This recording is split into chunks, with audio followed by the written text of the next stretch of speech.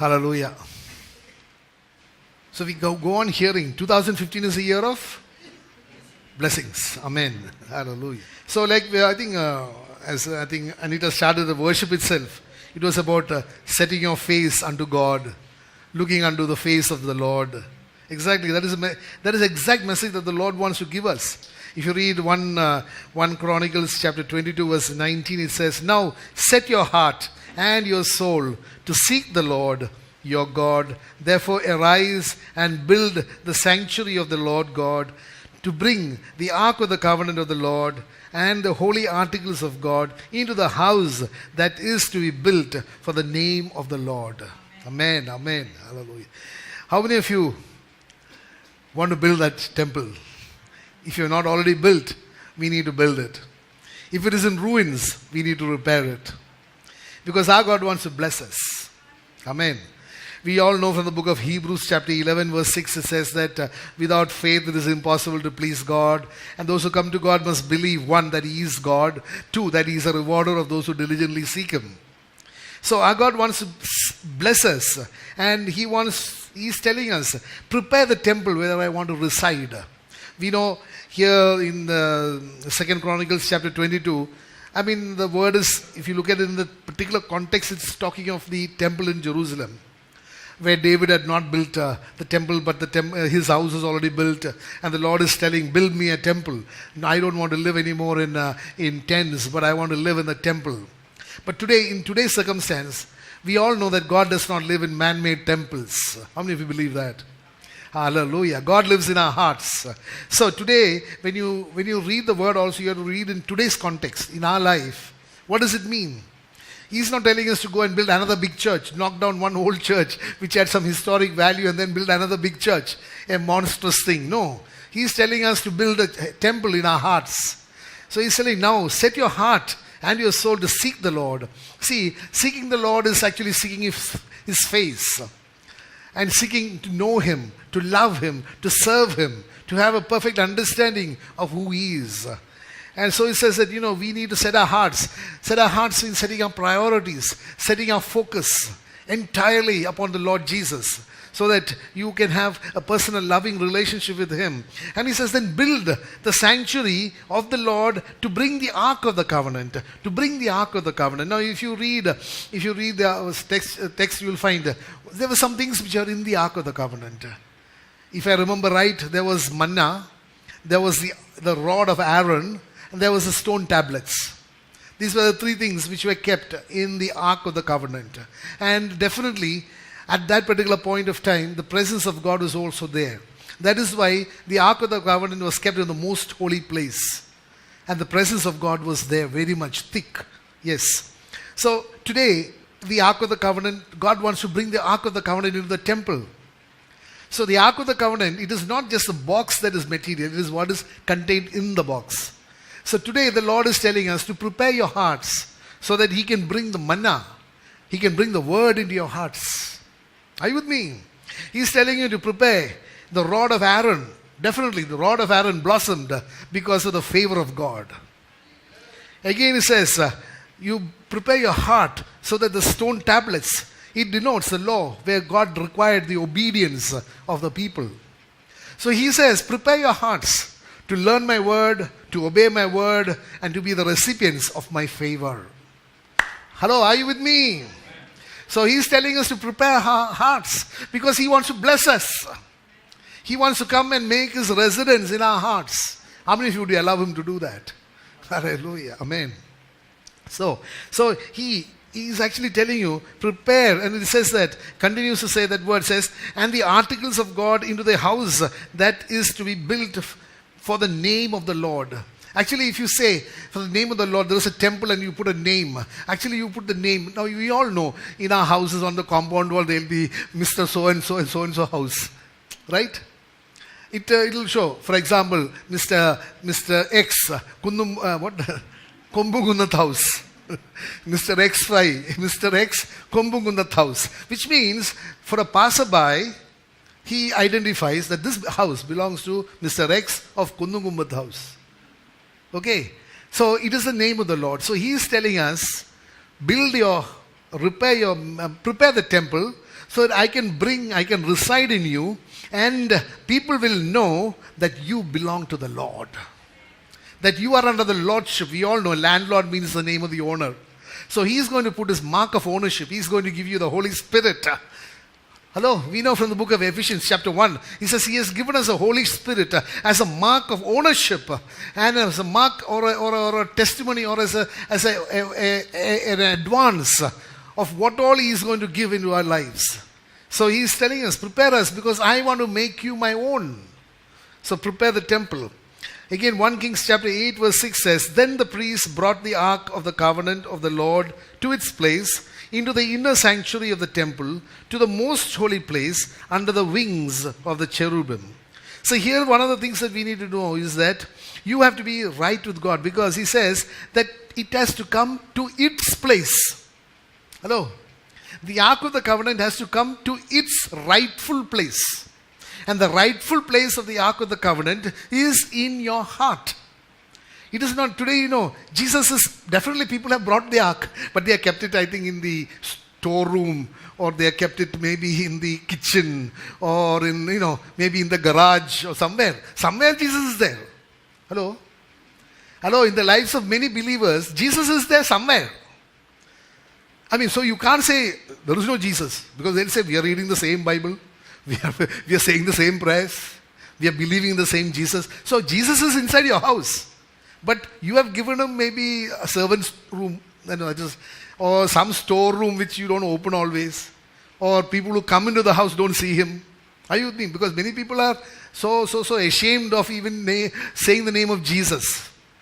But he is saying, bring it to its place.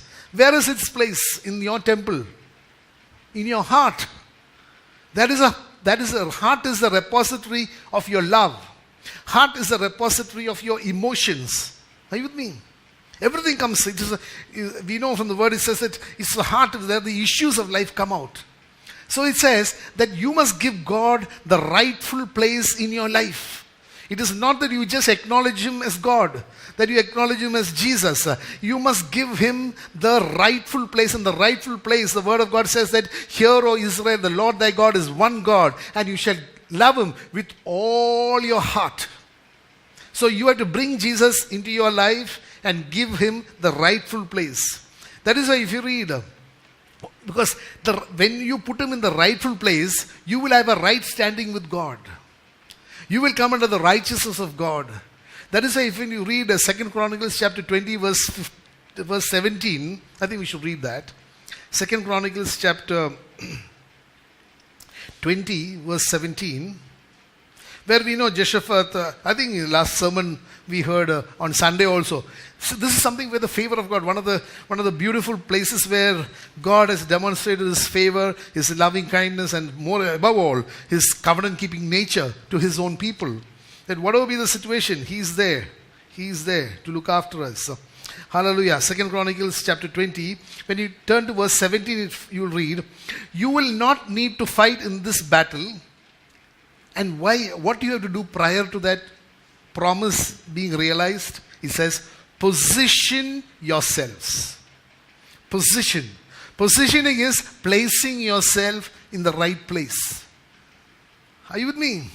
So we need to understand that God's favor will come into our lives, and 2015 is going to be a year of blessing when you position yourself rightly. And second, it says, and stand still and see the salvation of the Lord. That is, depend 100% on the promise of God.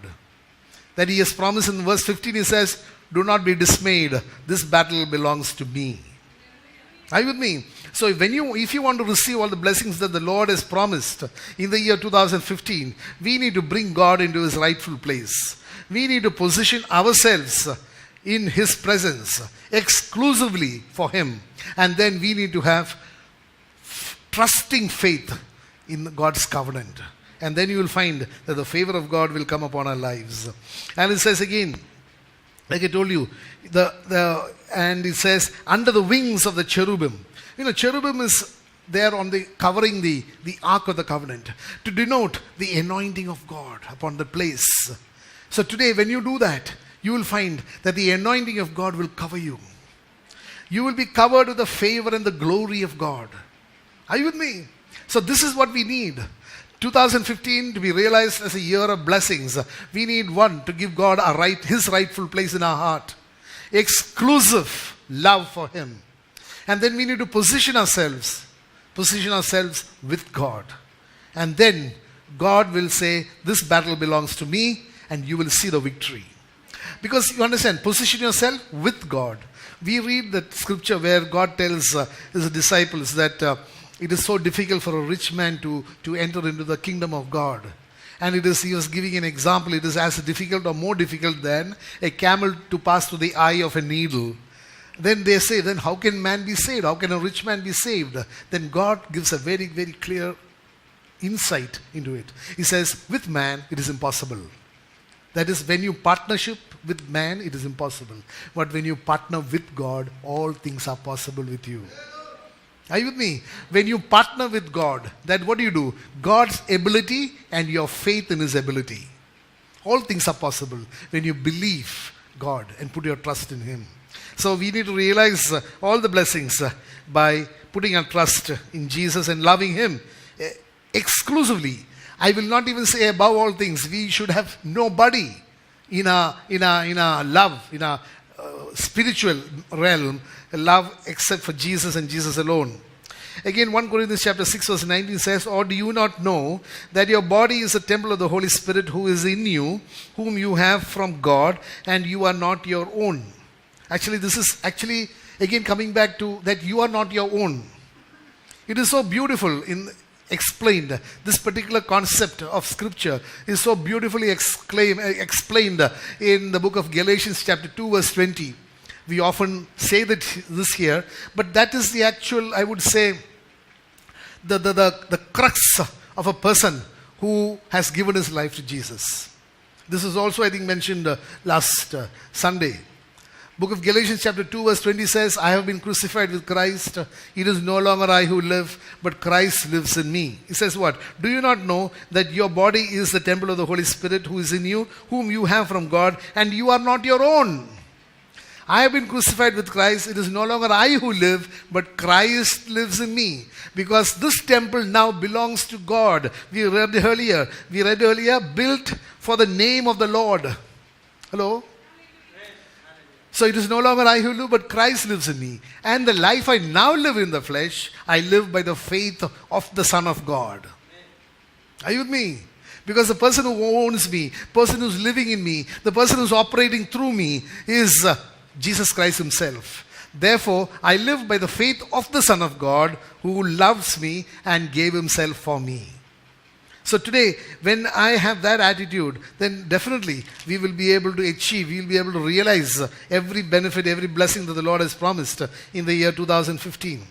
Verse 20 of 1 Corinthians chapter 6 says, hallelujah, it says, for you were bought at a price, therefore glorify God in your body and in your spirit, which are God's. So we need to understand that when we have been purchased by God, we belong to whom? We belong to Jesus. And there is one reason why He has purchased us. We don't go to a shop and buy something just to keep it in the store. We buy everything we buy with a purpose. Hello? We buy everything with a purpose. And God has bought us also for a purpose. Or rather with a purpose. And that purpose is very clearly said in the book of Isaiah chapter 42 verse 7. In the book of Isaiah chapter 42 verse 7, God says why. Why He has created us. Of course, as far as God is concerned, His creation, His purchase, everything is there is no time. So, if He knew us in Christ Jesus even before we were born, He has purchased each one of us with a purpose. And that purpose is very clearly demarcated or rather explained. In the book of Isaiah chapter 42 verse 7 it says, they got the quotation a little, it is 43 verse 7, sorry. The book of Isaiah chapter 43 verse 7, everyone who is called by my name, whom I have created for my glory, I have formed him. Yes, I have formed him. So you and I have been created for His glory. And you were created, but Satan has hijacked you, snatched you away. Today, like that, those Japanese, one person I believe is no more. The other person, there's a ransom of 200 million they are asking. The father paid the ransom and got you back from the clutches of Satan. Are you with me? He did not permit you to be killed. He did not permit you to die. On the contrary, He paid the ransom. He paid that purchase price with His own blood. Jesus Christ, the blood of Jesus. So He says that you and I have been purchased by God. For what purpose? For His glory. And how is His glory manifested in our lives? How is His glory manifested in our lives? When you read the word in the book of John chapter 1 verse 14, it says, the word became flesh and dwelt amongst us, and we beheld the glory of the word. Are you with me? So you and I can, in us rather, the glory of God can be manifested in our lives by the word of God bearing fruit. Hello, are you with me? God has created each one of us so that we will be shining lights. We will be manifesting everything that we do. The glory of God will be manifested. How many of you want that glory to be with you? Amen. So all that you have to do is receive His word. Nurture His word in faith. And at the appropriate time, just like a child needs 9 months, at the appointed time, the glory of the word will manifest in your life. Amen. Hallelujah. Again, 1 Kings chapter 8 verse 21 says, and there I have made a place for the ark, in which is the covenant of the Lord, which He made with our fathers when He brought them out of the land of Egypt. So this you must understand one thing. The place where He has made. And there I have made a place for the ark, in which is the covenant of the Lord, which He made with our fathers when He brought them out of the land of Egypt. Today you and I must understand very clearly that this place is the heart and not the mind. Today many people know Jesus. Are you with me? They know Him as a Savior. They know Him intellectually as God, the Son of God. The devils also know that. We all know that from the scripture. But what He wants is a loving relationship that comes from a heart knowledge and not from a mind knowledge. Not in your intellect, but in your heart. He wants you to know that I have made the place of the ark in which is the covenant, which He made for the fathers when He brought them out of the land of Egypt. And that place which He has made to keep the ark in your body is your heart. Again it says, and the covenant which He made with our fathers.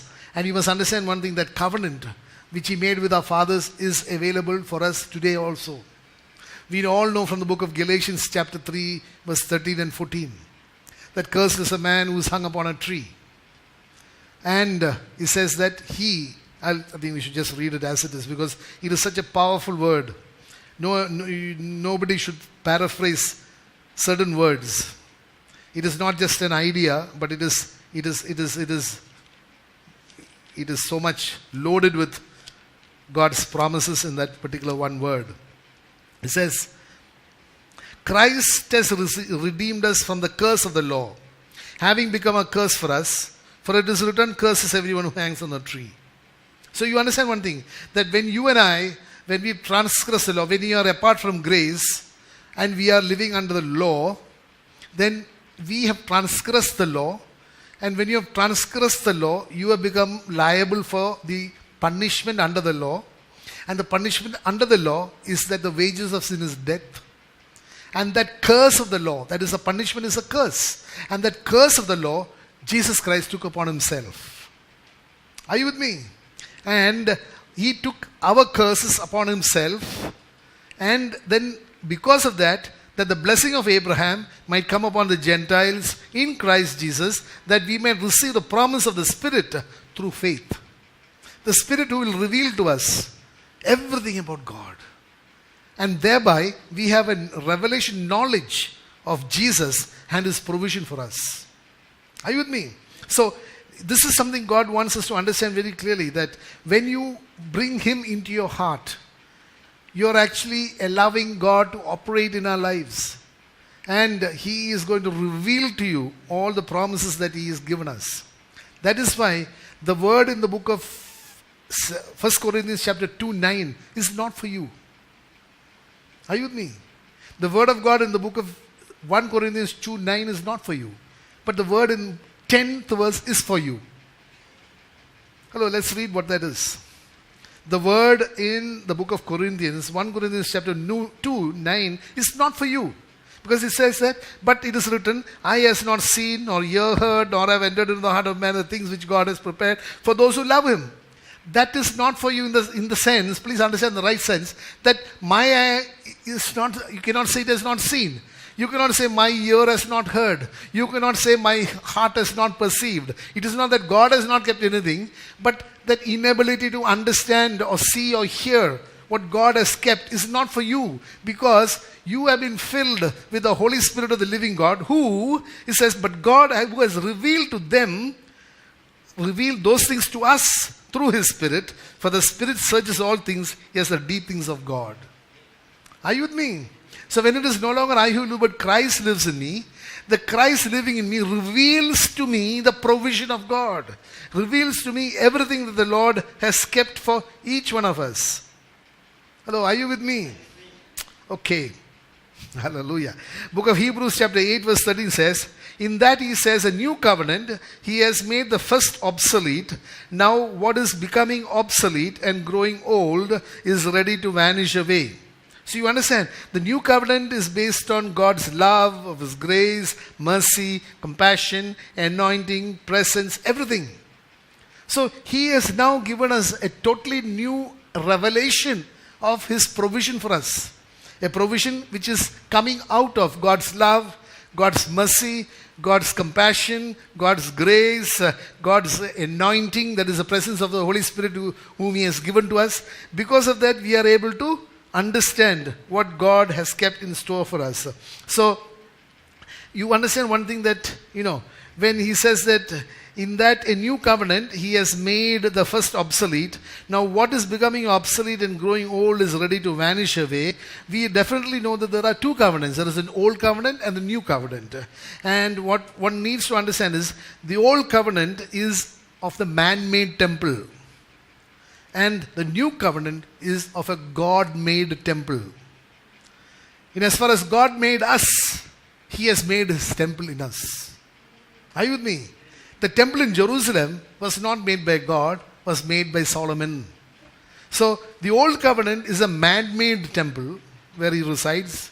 In the new covenant, it is a God-made temple. And just like you say, man put all the things inside the temple.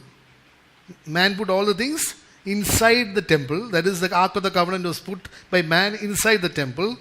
But you will find in God-made temple, God put everything inside the temple. Are you with me? How did he put everything inside the temple? Like I told earlier, and I firmly believe that when Jesus Christ died on the cross at Calvary, the veil in the temple was torn, not for the people to go into the presence of God. On the contrary, God came out from that Holy of Holies to reside in a God-made temple. To come out of the man-made temple and to reside in his God-made temple. So God's presence came into our lives. Again, book of Romans chapter 10 verse 4 says, for Christ is the end of the law for righteousness to everyone who believes.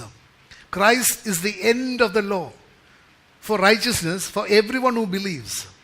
It means very clearly that as far as a person who believes in Jesus, my righteousness in the law has ceased. And my righteousness is exclusively in Jesus Christ. Because we all know, 2 Corinthians chapter 5 verse 21 says, for he who knew no sin was made sin for us, that we might become the righteousness of God in him. So as far as you and I are concerned, our righteousness is exclusively in the righteousness of Jesus. That is why it says, for Christ is the end of the law. That the law has been terminated as far as righteousness is concerned for everyone who believes in Jesus Christ. Hallelujah. Psalm 14:2 says, the Lord looks down from heaven on all mankind to see if there are any who understand and any who seek God. Today God is so concerned about our reciprocation of his love for us.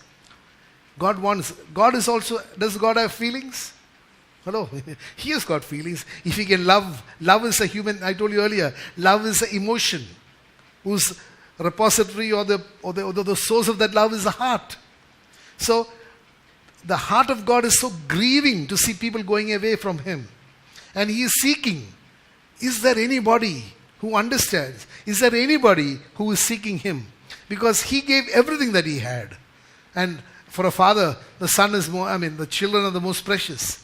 So God's word says in the book of John chapter 3 verse 16, it says, God so loved the world that he gave his only begotten son, that whosoever believeth in him shall not perish, but have everlasting life. He is so concerned whether there is a reciprocation of that love from the people for whom his son died. So today you and I must understand that our God is like in the book of Luke chapter 15, the prodigal son's the father waiting for the prodigal son to come back. He was every day waiting to see. Because whatever said and done, he is his son. Hello. Whatever said and done, we are the purchased possession. Whatever said and done, we are the special treasure. Treasures can be lost. You seek for it. We know the parable of a lady who lost one coin. She searched for it. And when she found it, there was great celebration. Or of a sheep that was lost. And it was found and there was great celebration. There was a prodigal son who was lost and he came back. There was great celebration. Why? Because that lady cared very much for that one coin. The shepherd cared very much for that one sheep. And that father cared very much for his younger son. Our God cares for us. He is waiting for us to come back. Are you with me? So there is so much of concern in the heart of God for people, his children, for whom the price has already been paid, for them to come back into the blessings that the Lord wants to give them. So there is no point just hearing about 2015. One preacher saying 2015 years of blessing, everybody claps. No, you have to come back into the Father's house. That's where the blessings are. Hello? The blessings are in the Father's house. You have to come into the house and enjoy the blessings of God. Hallelujah. So again, Jeremiah 29 verse 13 says, and you will seek me and find me when you search for me with all your heart. Today, it's not like God will come into your life like a lightning or something. That you are going away somewhere. Of course, now people will immediately say, Paul was touched when he was running away. I'm not talking of in that way. What I'm talking of is, there must be a great desire. Because if you look at the actual comparison you should do is, see, the prodigal son went away. The father never went after him. Though the father was waiting for him to come back. When the prodigal son had a revelation knowledge of the abundance in his father's house and the lack that he was experiencing, he took a decision. He took a stand. He positioned himself. He rose and took a stand to come back to the Father's house. Are you with me? I believe that that's all that he did. It was the grace of God that was pushing him. It's the grace of God that was enabling him not to lose his way, giving him the strength to come back. Because he took a decision. He took a stand for God. Are you with me?